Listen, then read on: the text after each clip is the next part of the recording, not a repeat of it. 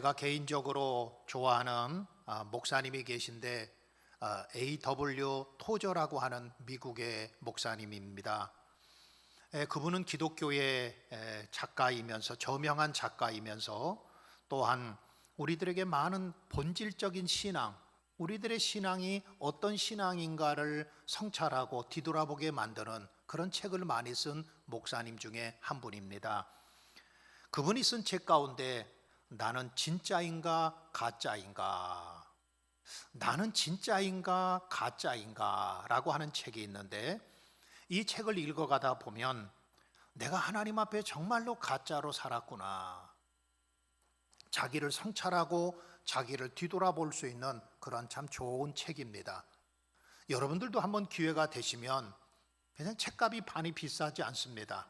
뭐 한 15,000원 정도 되는 책인데, 나는 진짜인가 가짜인가 라고 하는 이 책을 통해서 여러분들 자신들을 한번 살펴보시고 여러분들을 한번 성찰해보는 좋은 기회로 삼으시기를 바랍니다. 이 책에 보면 7가지의 질문을 통해서 내가 하나님 앞에 진짜 그리스도인인지 가짜 그리스도인인지를 체크해보게 되어 있습니다. 이 책에 보면 내가 과연 진짜와 가짜를 어떻게 구분할 수 있느냐, 7가지의 질문을 주고 있는데, 첫 번째로는 내가 지금 원하는 것이 무엇인가, 내가 진짜 원하는 것이 무엇인가 라고 하는 질문을 던지고 있습니다. 내가 원하는 것이 높은 자리인가, 또 내가 원하는 것이 인기인가, 아니면 내가 원하는 것이 성공과 축복인가, 그렇지 않으면 내가 진짜 원하는 것이 성숙한 그리스도인인가, 그렇지 않으면 내가 원하는 것이 십자가인가, 그런 근본적인 질문을 우리에게 던져주고 있고, 그 다음에 두 번째로 질문은 나는 내 돈을 어떻게 쓰고 있느냐, 내게 주어진 물질을 어떻게 쓰고 있느냐에 따라서 그 사람이 진짜와 가짜를 구분해 볼 수 있다는 것입니다. 성경은 분명히 우리에게 물질 있는 곳에 내 마음도 있다, 그렇게 말씀했는데, 내가 돈을 어디에 쓰느냐, 또 돈을 어떻게 쓰느냐에 따라서 그 사람이 진짜와 가짜 그리스도인으로 구분해 볼 수 있다는 것입니다. 세 번째의 질문은 내가 가장 많이 생각하고 있는 것이 무엇인가. 여러분 평소에 무엇을 가장 많이 생각하세요? 여러분 돈인가요? 아니면 어떤 사람은 주식을 가장 많이 생각하는 사람도 있을 거고, 어떤 분은 자녀를 가장 많이 생각하는 사람도 있을 것입니다. 내가 무엇을 가장 많이 생각하느냐에 따라서 그 사람이 진짜인지 가짜인지를 구분해 볼 수 있다는 것입니다. 네 번째로는 내가 여가 시간을 어떻게 보내고 있는가, 내가 시간을 어떻게 사용하고 있느냐, 이것을 통해서 내가 누구인가를 발견할 수 있고 내가 진짜인지 가짜인지를 찾아볼 수 있다는 것입니다. 다섯 번째로는 나는 어떤 사람과 잘 어울리고 있는가라고 하는 질문입니다. 사람은 자기와 비슷한 사람들끼리 모이게 되어 있습니다. 그 사람과 어울리게 되어 있는 것이지요.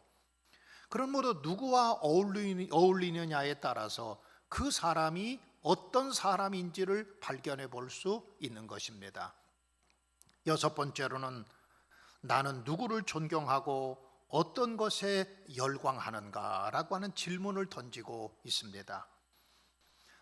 이것을 알면 내가 어떤 존재인지 알 수 있지요. 내가 누구를 존경하는지, 그리고 어떤 것에 열광과 어떤 것에 열정을 가지고 있는지, 이것을 보면 그 사람이 진짜인지 가짜인지를 구분해 볼 수 있고, 마지막 일곱 번째로는 나는 무엇을 보고 기뻐하고 무엇을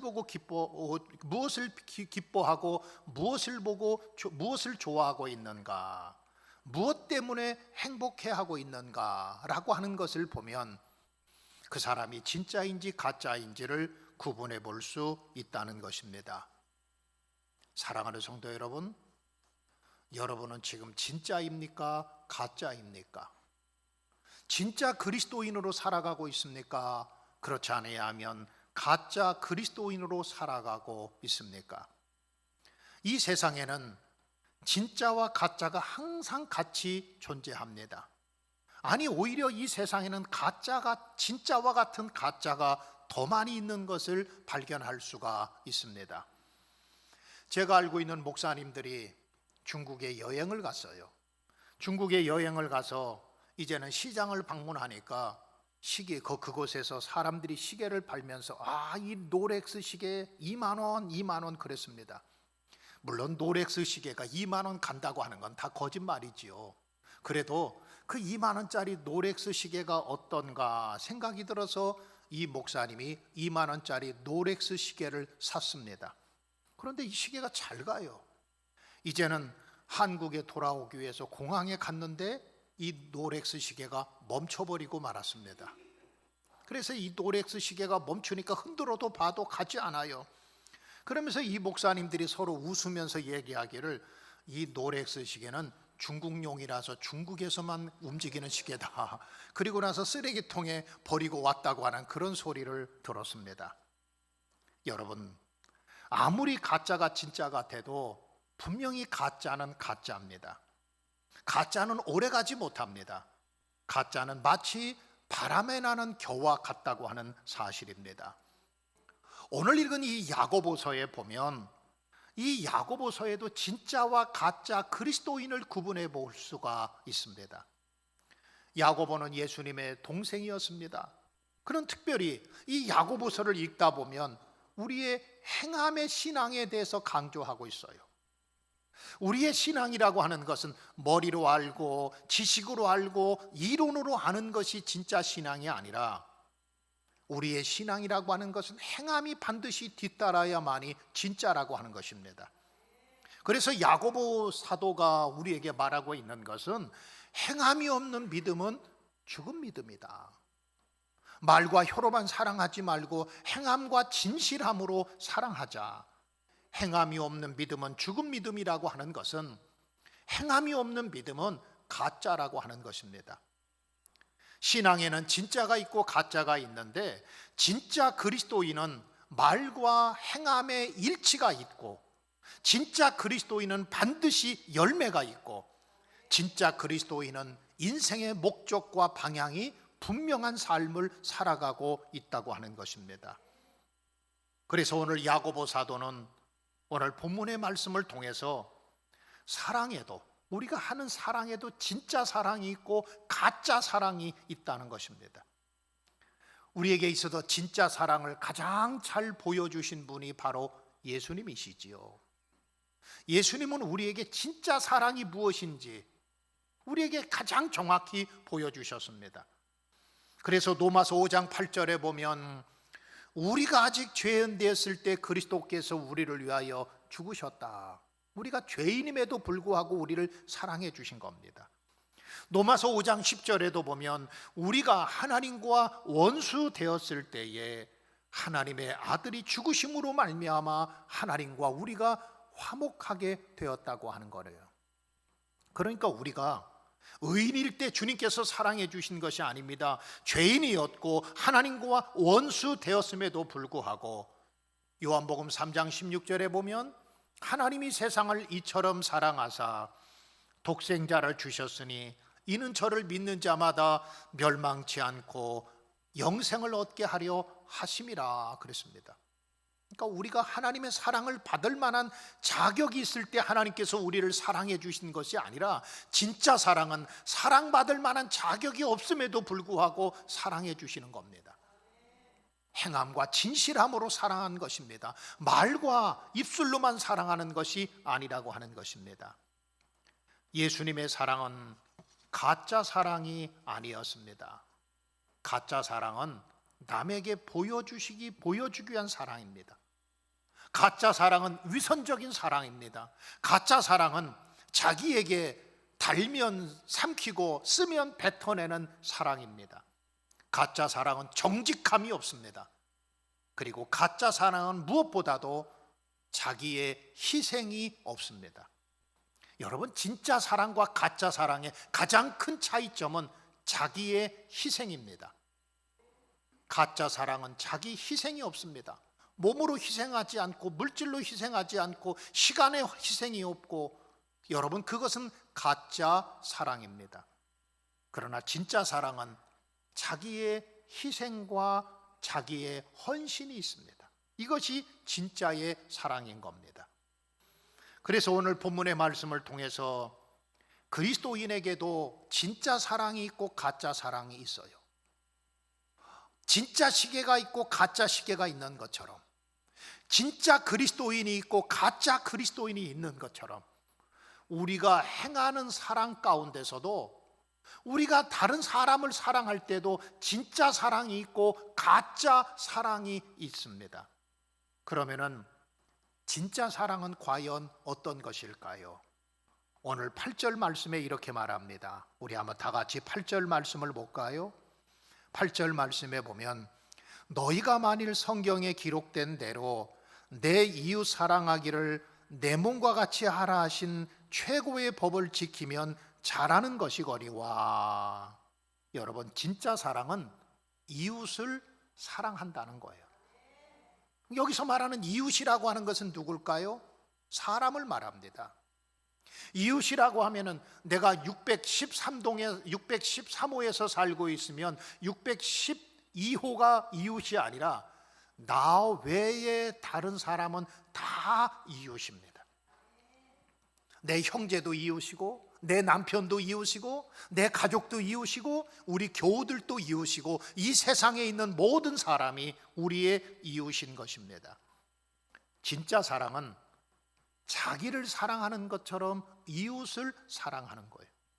그런데 여러분, 이웃 사랑이라고 하는 것은 자기를 사랑하는 데서부터 출발하는 것입니다. 자기를 사랑하는 사람이 이웃을 사랑할 수 있습니다. 자기를 소중히 여기는 사람이 이웃을 소중하게 여길 수가 있습니다. 자기를 사랑하지 못하는 사람은 절대로 이웃을 사랑할 수가 없습니다.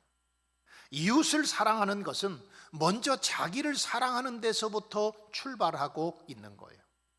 그런데 야고보 사도는 이웃을, 그러니까 다른 사람을 사랑하는데 자기를 사랑하는 것 같이 사랑하는 것이 최고의 법이다. 이것이 최고의 으뜸이라고 하는 거예요.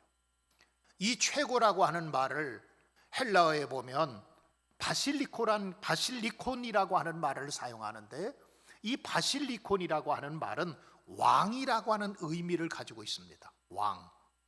이 로마 시대에, 이 성경이 써질 당시 로마 시대에 황제가 정한 법은 누구도 바꿀 수가 없었습니다. 이건 최고의 법입니다. 왕의 말이 곧 최고의 법이었던 거예요. 이건 절대적인 법입니다. 그런데 하나님께서도 우리에게 최고의 법을 주셨어요. 그 최고의 법은 바로 사람을 사랑하는 거예요. 이웃을 사랑하는 것이 우리들에게 최고의 법입니다. 이것이 바로 성경 전체의 법입니다. 하나님이 정하신 법을 누가 바꿀 수가 있겠습니까? 로마 시대에 왕이 정한 법은, 이것은 최고의 법이기 때문에 아무도 바꿀 수 없는 것처럼 하나님이 정하신 법은 최고의 법입니다. 이것은 누구도 바꿀 수가 없는 거예요. 성경에 많은 법이 있고, 성경에 많은 율법이 있고, 계명이 있고, 규례가 있지만, 그러나 그 가운데서 최고의 법은 하나님을 사랑해라. 또 한 가지는 이웃을 내 몸과 같이 사랑하라고 하는 것이 최고의 법입니다. 이거보다 더 큰 법이 없습니다. 이거보다 더 큰 법이 없고, 이거보다 더 높은 법이 없는 것입니다. 마태복음 22장에 보면 예수님에게 어떤 한 율법사가 찾아와서 예수님에게 질문하지요. 예수님, 우리에게 율법이 많이 있는데 그 율법 가운데서 가장 큰 법이 무엇입니까? 가장 높은 법, 가장 최고의 법이 무엇입니까? 라고 예수님에게 질문을 했습니다. 그때 예수님께서 뭐라고 말씀하시지요? 마태복음 22장에서 예수님은 정확하게 이렇게 말씀하세요. 하나님을 사랑해라. 이게 최고의 법이다. 근데 하나님을 사랑하는데 내 마음을 다하고 목숨을 다하고 뜻을 다하여 주 너희 하나님을 사랑하는 것이 최고의 법이다. 이거보다 더 큰 법이 없습니다. 이거보다 더 높은 법이 없습니다. 사랑하는 성도 여러분, 하나님을 사랑하시기를 주님의 이름으로 축복합니다. 하나님 사랑하세요. 그 다음에 두 번째로 예수님께서 이렇게 말씀하세요. 또 한 가지, 두 번째는 내 이웃을 내 몸과 같이 사랑해라. 내 몸과 같이, 너 자신과 같이 이웃을 사랑하라는 거예요. 그러면서 예수님께서 이 두 계명이 온 율법과 선지자의 강령이니라. 여기서 강령이라고 하는 말은 목표라고 하는 뜻을 가지고 있습니다. 그러니까 성경 66권에 나와 있는 그 많은 법들이 있지만 그 법들 가운데서 최고의 법, 가장 높은 법은 하나님 사랑하라는 거예요. 마음을 다하고 내 목숨을 다하고 내 마음과 정성을 다하고 뜻을 다하여 하나님을 사랑하라는 거예요. 그런데 그걸로 끝나서는 되지 않습니다. 하나님 사랑은 이웃 사랑과 반드시 따라오게, 이웃 사랑이 반드시 따라오게 되어 있는 겁니다. 이것이 온 율법과 선지자의 강령이고 이것이 바로 우리 기독교가 가장 주장하고 앞세워야 될 거라고 하는 사실이에요. 예수님 시대에 율법은 모두 613가지가 있었답니다. 그런데 만약에 여기서 최고의 법이 바로 이웃 사랑인데, 사람을 사랑하는 것이 최고의 법인데 어떤 사람이 612가지는 지켰어요. 간음하지 말아라, 도적질하지 말아라, 뭐 여러 가지 법들 613가지나 있는데 그 가운데서 한 가지를 지키지 못했어요.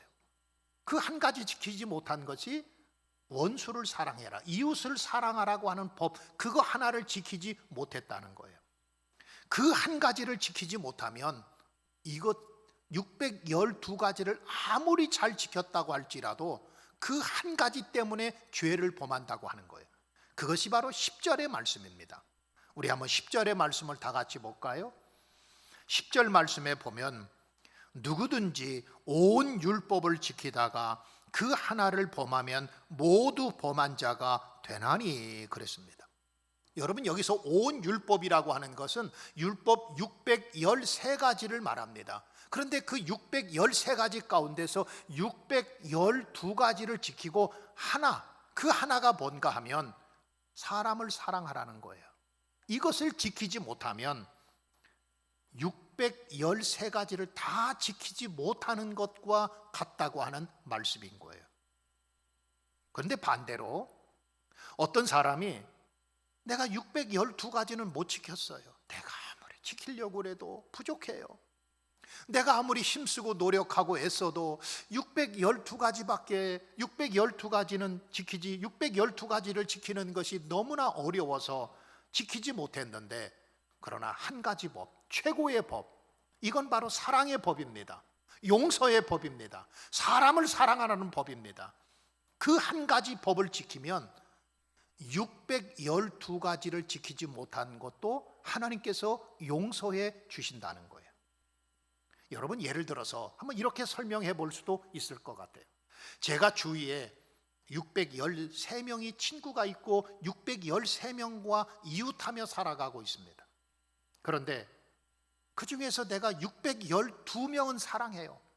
근데 한 명, 내가 도저히 저 사람만큼은 용서가 되지 않고 저 사람만큼은 사랑하지 않고 내가 저 사람은 도저히 내 눈에 흙이 들어가기 전에는 용서할 수가 없습니다.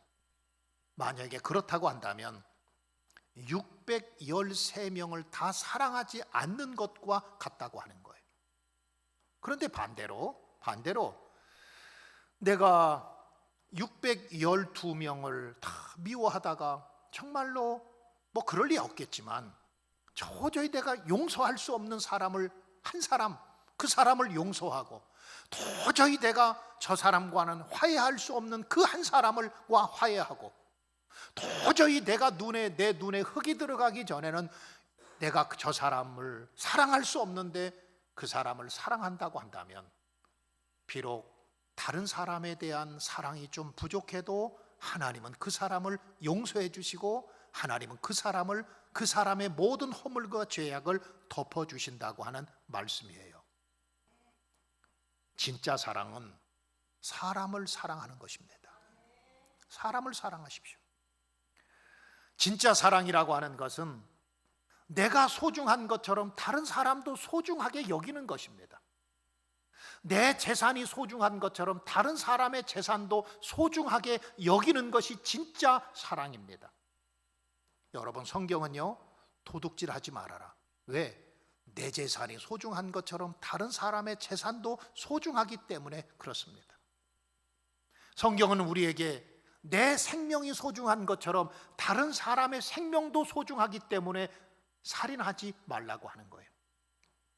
여러분, 우리 가정이 얼마나 소중합니까? 우리 가정이 소중하지요. 그러니까 내 가정이 소중한 것처럼 다른 사람의 가정도 소중하기 때문에 간음하지 말라는 거예요. 간음하면 그 가정이 깨지잖아요. 그 가정에 문제가 생기잖아요. 그러니까 간음하지 말라고 하는 거예요. 추운 겨울이 되면 우리가 따뜻한 곳에 있고 싶지요. 난로 앞에 있고 싶고, 지금은 그런 일이 없지만 아르목에 앉고 싶은 그런 마음이 있지 않습니까? 그런데 내가 따뜻한 곳에 있고 싶다면 다른 사람도 따뜻한 곳을 좋아하기 때문에 양보하라는 거예요. 여러분, 이것이 이웃사랑입니다. 내가 존경받고 싶은 것처럼 다른 사람을 존경하라는 거예요. 내가 사랑받고 싶은 것처럼 다른 사람을 사랑하는 것이 바로 이웃사랑인 것입니다. 누군가 나를 좀 기다려줬으면 좋겠어요. 내가 힘들고 어려울 때 위로해줬으면 좋겠고, 내가 조금 잘못했을 때도 조금 더 기다려줬으면 좋겠고, 그게 우리 사람들의 마음인 것처럼 다른 사람도 똑같은 마음을 갖고 있으니까 그 사람을 좀 기다려주는 것이 그게 사랑이고, 내 허물을 덮어주기를 원하는 것처럼 다른 사람의 허물을 덮어주는 것이 그것이 바로 사랑이고, 여러분, 이것이 바로 진짜 사랑이라고 하는 거예요. 사랑하는 성도 여러분, 여러분들은 진짜 사랑을 하고 있습니까? 우리가 잘못하면 내 건 소중하고, 내 인격은 소중하고, 우리 가정은 소중하고, 내 돈은 소중하고, 내 인격은 소중한 줄 알면서 다른 사람을 무시하고 다른 사람의 것을 소중하게 여기지 않는다고 한다면 여러분, 그것은 가짜인 것입니다. 다시 한번 묻습니다.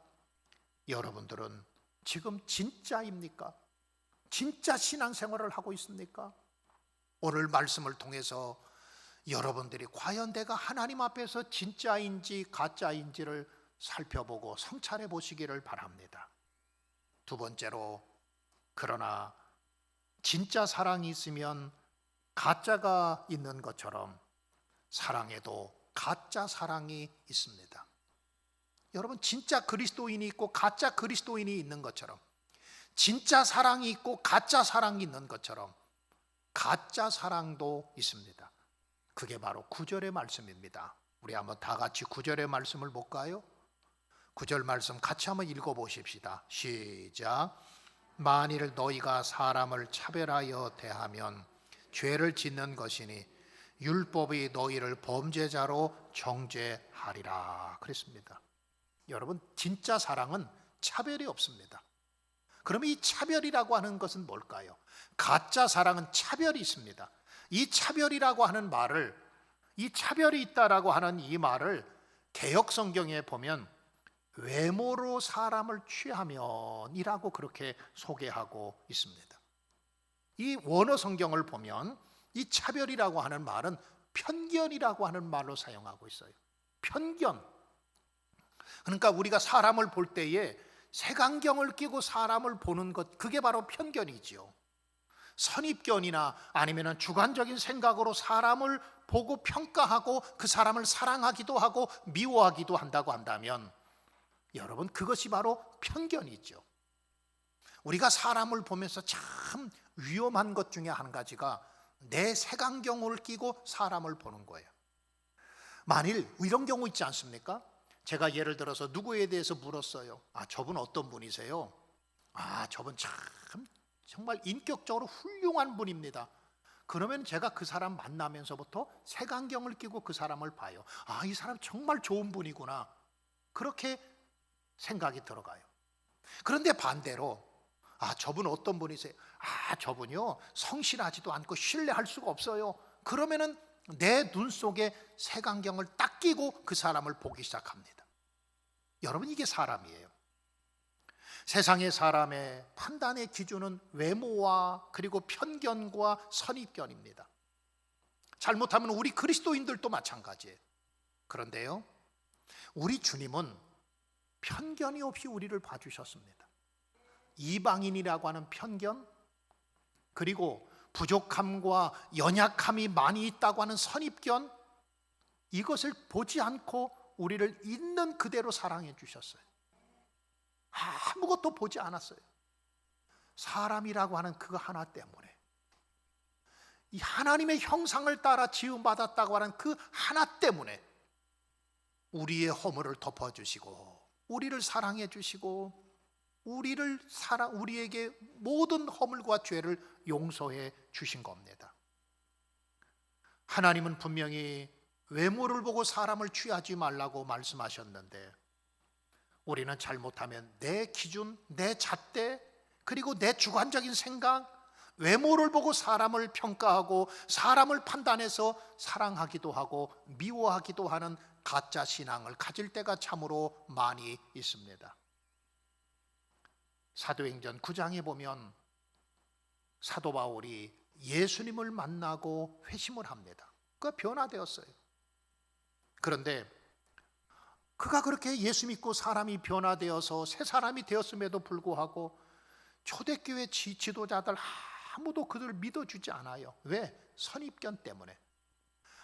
저 옛날에 사도 바울이, 저 사울이 예수 믿는 사람들을 옥에 가두는 일을 했다고 하는 그 선입견 때문에, 혹시 간첩이지 몰라, 혹시 저 사람 전과가 있는데 옛날에 예수 믿는 사람들을 옥에다가 가두는 일을 했던 사람이라고 하는 그 선입견 때문에 아무도 바울을 믿어주지를 않습니다. 선입견 때문에, 외모로 사람을 평가하고 외모로 사람을 판단했기 때문에 그렇습니다. 그때에 바나바가 그를 만나줘요. 바나바가 그를 믿어주고 바나바가 그를 천거해 줍니다. 많은 예루살렘 지도자들에게, 여러분, 우리 한번 믿어보십시다. 바나바가 말하기를 바울이 변화되었습니다. 새 사람 되었다고 합니다. 우리 선입견으로 보지 마십시다. 편견으로 사람을 보지 마십시다. 내 잣대를 가지고 사람을 보지 마십시다. 그러면서 외치고 말했던 사람이 바로 바나바입니다. 그래서 우리는 바나바를 위로의 아들이다, 중재자다, 그렇게 말하고 있는 겁니다. 외모로 사람을 사랑하고 만나다 보면 부유하고 힘있고 옷 잘 입고 그런 사람 앞에는 왠지 모르게 친절해지고 그 사람 앞에는 잘하게 됩니다. 그런데 외모로 사람을 평가하다 보면 가난하고 힘없고 못 배우고 또 별로 교회 생활을 오래 하지 않는 사람은 무시하게 되고 그 사람 앞에는 불투명하게 되는 경우들이 많이 있습니다. 야고보 사도는 이것을 경계하면서 책망해요. 뭐라고 책망합니까? 우리 한번 9절 말씀을 다시 보시겠어요? 9절 말씀을 다시 보면, 만일 너희가 사람을 차별하여 대하면 죄를 짓는 것이다. 여러분, 우리가 선입견 때문에 사람을 평가하고 편견을 가지고 사람을 보고 외모를 보고 사람을 그렇게 평가하고 선입견을 가지고 내 잣대를 가지고 사람을 그렇게 본다고 한다면 이건 하나님 앞에서 죄가 된다고 하는 거예요. 예수님의 사랑은 차별이 없었습니다. 우리 기독교의 사랑은 차별이 있으면 안 됩니다. 때로는 그 사람이 부족하고 연약하다고 할지라도 예수님은 이 땅에 오셔서 차별이 없이 우리를 사랑해 주셨습니다. 그렇기 때문에 예수님은 창녀에게도 가셨고 세리와 같이 식사도 하셨고 예수님은 죄인들과 같이 계시기도 했고 가난하고 헐벗고 굶주린 사람들을 더 가까이 하시고 그들을 사랑해 주신 겁니다. 오히려 그들을 불쌍히 여겨 주셨습니다. 그러나 반대로 서기관과 당시의 제사장들은 사람들의 외모와 겉모습을 보고 사랑하고 정죄하기 시작했던 것입니다.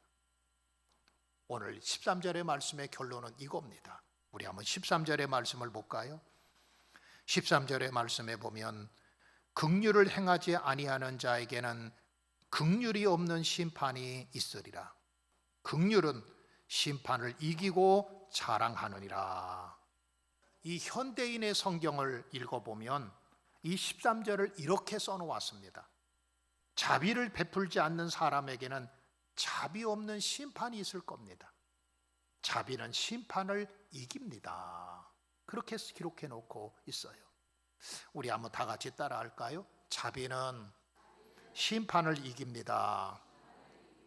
여기서 말하는 자비라고 하는 것은 사람에게 베푸는 그 자비, 불쌍히 여기는 마음, 이것은 심판을 이긴다고 하는 말은 하나님의 심판을 받지 않는다, 하나님의 심판에